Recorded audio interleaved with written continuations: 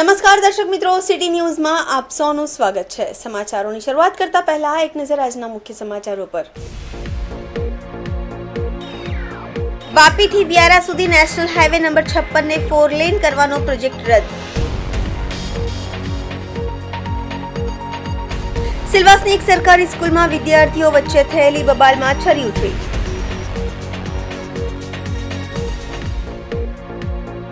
દૂધનીના 4 ward જે કોચા પંચાયતમાં નાખવાના હતા તેનો આજે સખત વિરોધ કરવામાં આવ્યો। સ્વર્ગીય કમલાશંકર રાયની 22મી પુણ્યતિથિ નિમિત્તે એક વિશાળ અને મહા રક્તદાન શિબિરનું આયોજન। હવે સમાચાર વિગતવાર જોઈએ।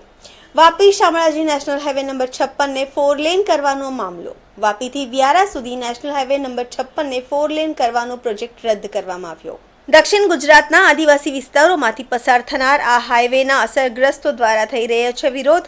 પ્રોજેક્ટ રદ કરવા ઉગ્ર આંદોલનો પણ થયા હતા। સરકારના નિર્ણયથી વલસાડ જિલ્લાના અસરગ્રસ્તોમાં કહી ખુશી કહી ગમનો માહોલ જોવા મળ્યો।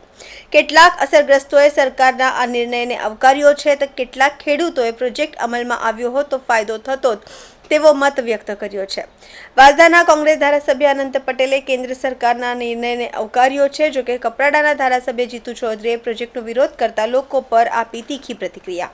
અને હાલ જે નેશનલ હાઈવે નંબર 56 જે વાપીથી લઈને શામળાજી સુધીનો રસ્તો છે અને એમાં અમારી જમીન 7.5 એકર જેવી છે, જેમાં રસ્તામાં 2 એકર જેવી જતી છે। જે હાલ એમ જાણવા મળ્યું છે કે આ પ્રોજેક્ટ કેન્સલ થયો છે, તો જેમાં અમે ખુશ છે।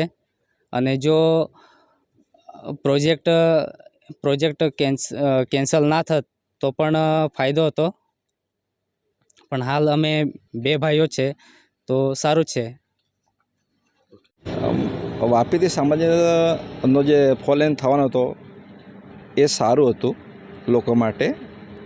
અને જે સ્થાનિક તરીકે ખેડૂતો બી ખુશ હતા। મેં ગ્રામ પંચાયતમાં ઠરાવ બી કર્યો હતો।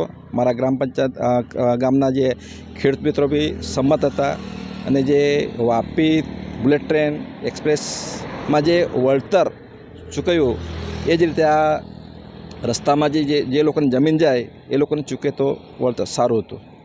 શું નુકસાન થશે? નુકસાનમાં તો સર એવું છે કે જે 4 લેન થતે તો જે ટ્રાફિકની સમસ્યા, એક્સિડન્ટ ઓછા થતે। એમ હાલમાં રસ્તાની હાલત હમણાં તો રસ્તાની હાલત બહુ ગંભીર છે કે વાપી જવું હોય તો બહુ મુશ્કેલ છે, ધરમપુર જવું મુશ્કેલ છે કે એટલા ખાડા પડી ગયા છે કે હું કે 4 વ્હીલ તો ઠીક, પણ મોટરસાઇકલ બાઇક લઈ જવા બી અઘરું છે। આદિવાસી સમાજની એક વધુ લડતમાં આદિવાસી સમાજના આંદોલનને જીત મળી છે। જે નેશનલ હાઈવે 56 વાપીથી શામળાજી સુધીનો રસ્તો જે હતો એમાં તાપી જિલ્લાથી લઈને વલસાડ જિલ્લાના વાપી સુધીનું જે અંદરના રસ્તે સંપાદન થવાનું હતું, હજારો આદિવાસી સમાજના ખેડૂતોની મહામૂલી જમીન જવાની હતી, એ સંપાદન અટકી ગયું છે। અને હવે જે રસ્તો જૂનો છે એ રસ્તો જ સમારકામ કરીને નવો રસ્તો બનાવવામાં આવશે। આ આદિવાસી સમાજની એકતાની જીત છે।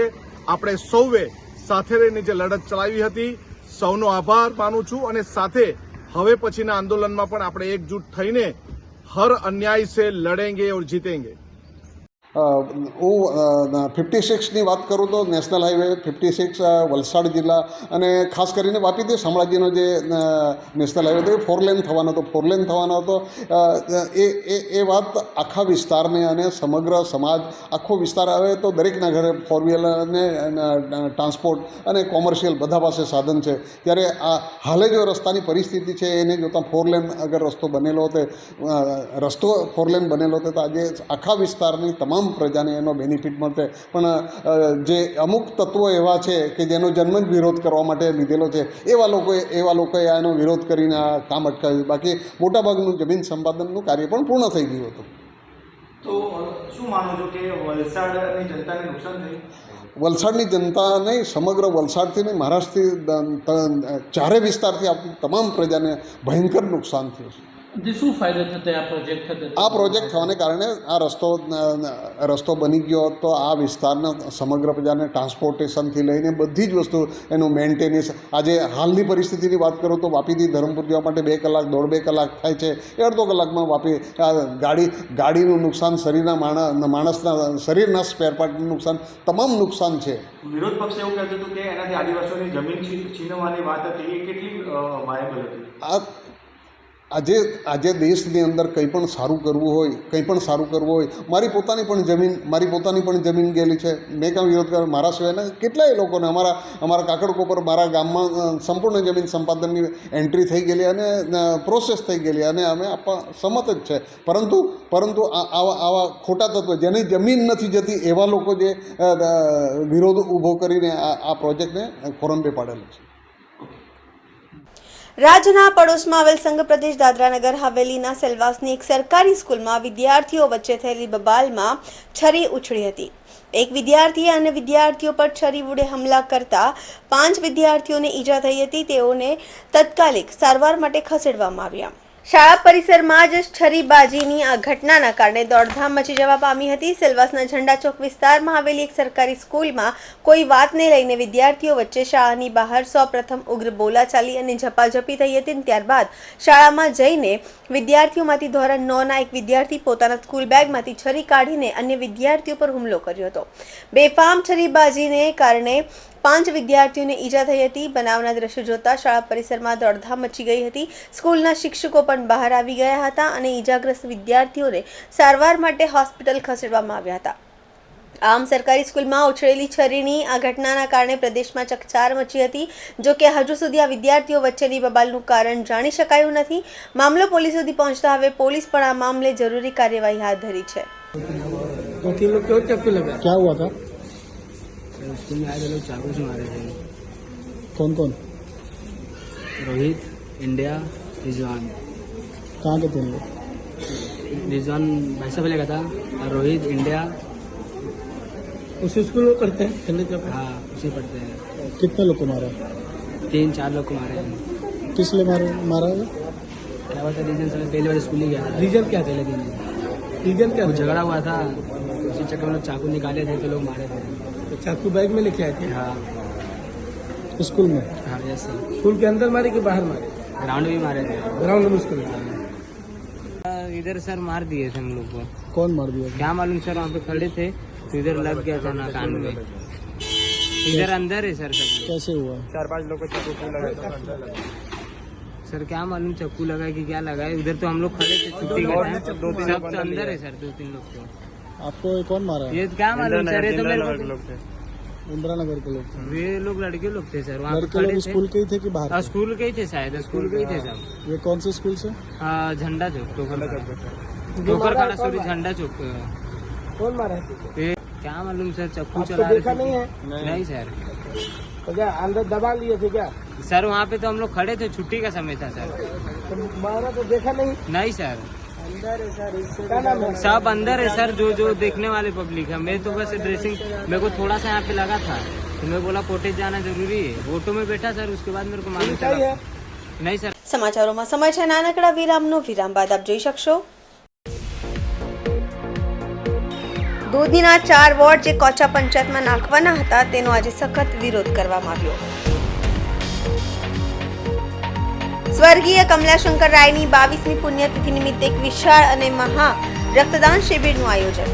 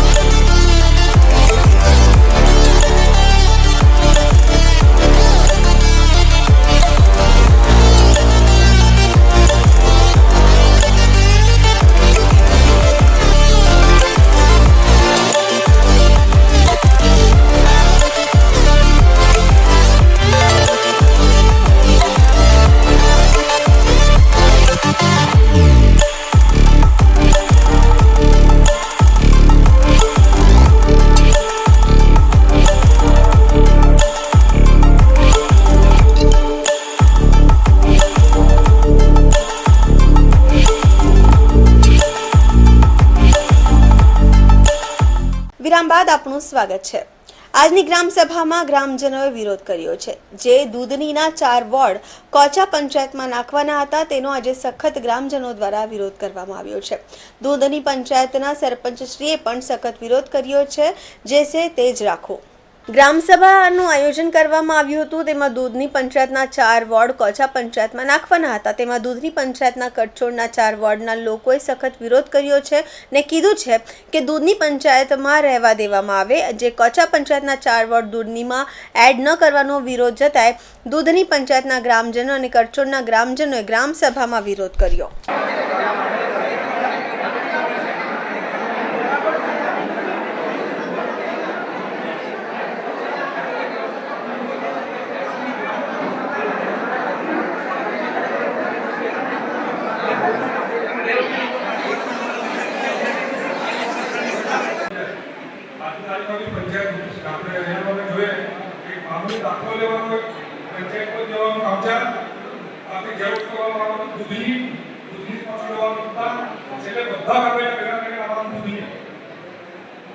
હવે એક ઉદાહરણ છે સાહેબ એ લોકોની જે તકલીફ છે ને ઉત્સાહ ઘોડપાલીને એ લોકોની તકલીફ છે એક તકલીફ અમારી કસ્ટમરની છે તો હંમેશા માટે તમારું વેટ કરે જે છે એ રાખવાનું ના હવે મને એ કહેવું ખેરોસ અહીંયાથી કરીને ત્યાં જશો કે ત્યાં એ ખેરોસ અહીંયાથી કરે આવશો એ છે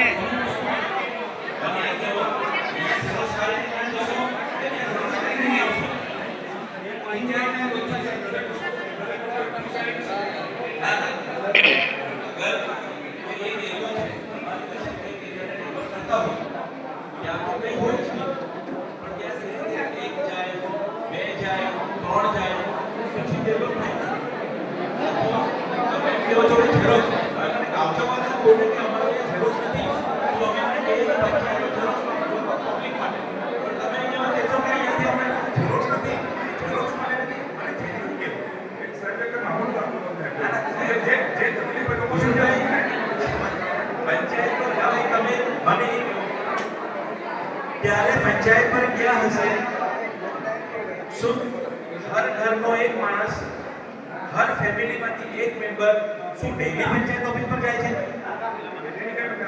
ના જ્યારે કામ હોય ત્યારે તો આપણે તો કામની બહાર બી જઈએ જરૂર પડે તો જ્યાં જવું હોય ત્યાં જઈએ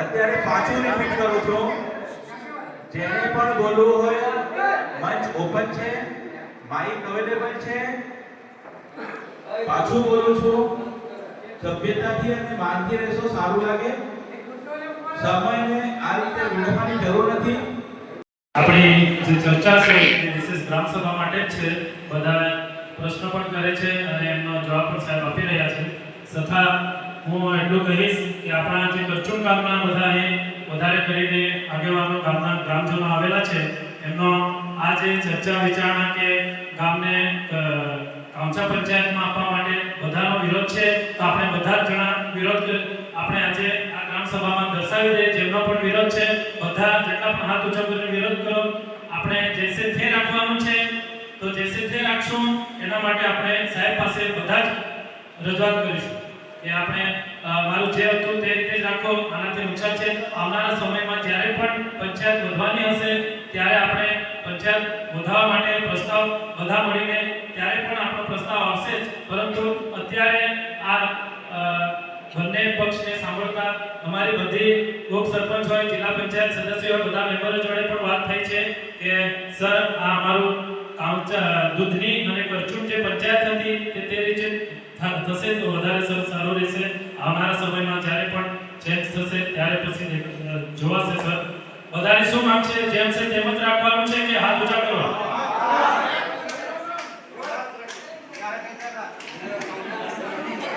સભ્ય લોકો બી જરા બધા હાથ ઊંચા કરો કે બધાએ આપણે જે છે તે રાખવાનું છે આ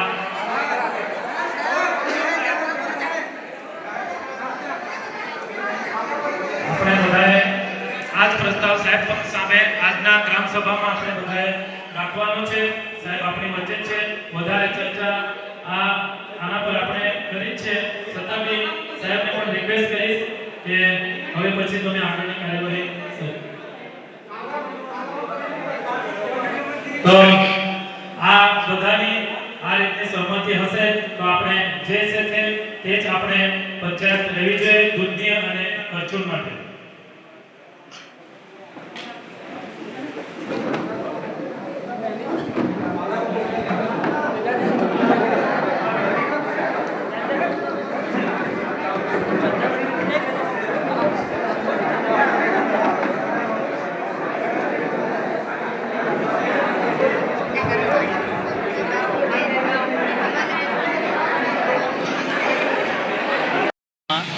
એ 1 ઓગસ્ટના 2020ના રોજ જે થવાની હતી એ થઈ ચૂકી છે અને આજને જે કરચોણને કામસા પંચાયતમાં વિભાજન કરવાનું હતું જે 4 વોર્ડ એના માટે સખત અમે વિરોધ કર્યો છે અને વિરોધમાં સરપંચશ્રીએ અમને પૂરો સહયોગ કર્યો છે.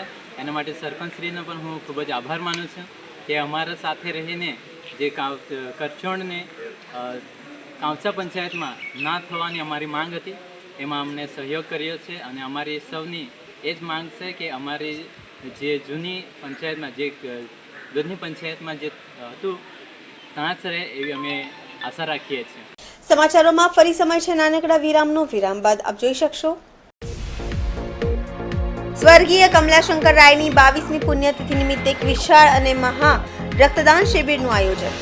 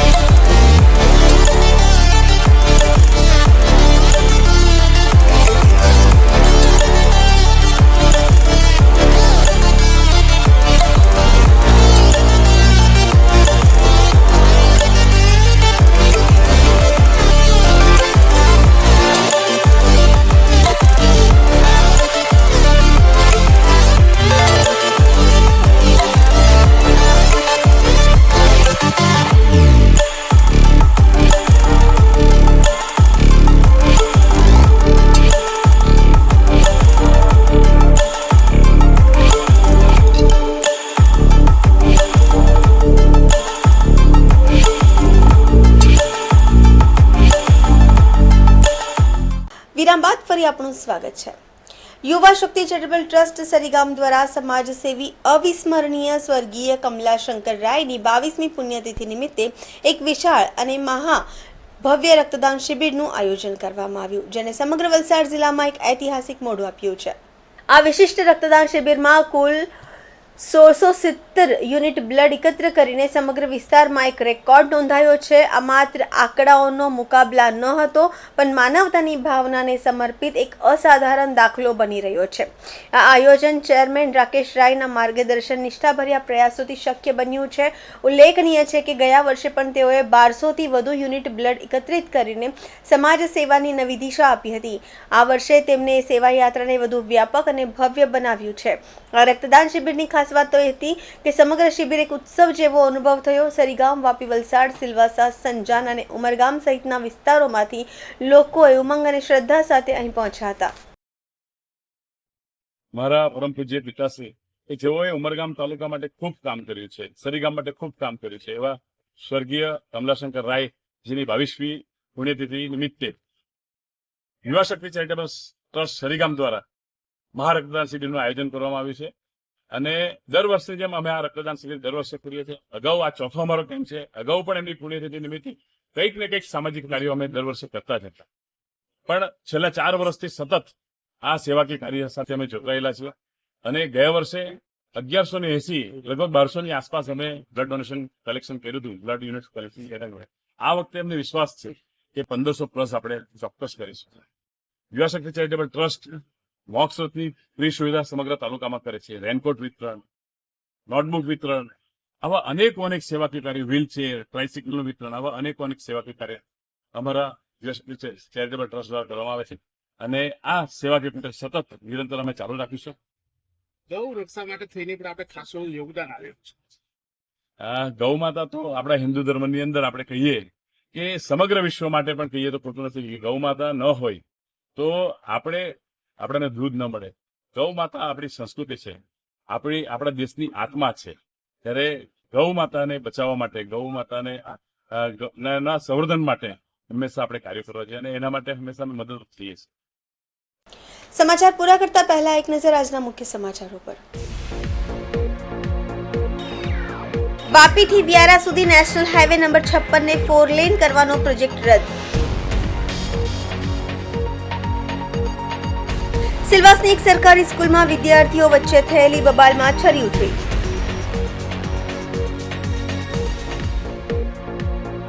દૂધનીના 4 વોર્ડ જે કોચા પંચાયતમાં નાખવાના હતા તેનો આજે સખત વિરોધ કરવામાં આવ્યો. સ્વર્ગીય કમલાશંકર રાયની 22મી પુણ્યતિથિ નિમિત્તે એક વિશાળ અને મહા રક્તદાન શિબિરનું આયોજન. તો આ હતા અત્યાર સુધીના સમાચાર. જોતા રહો સિટી ન્યૂઝ. નમસ્કાર.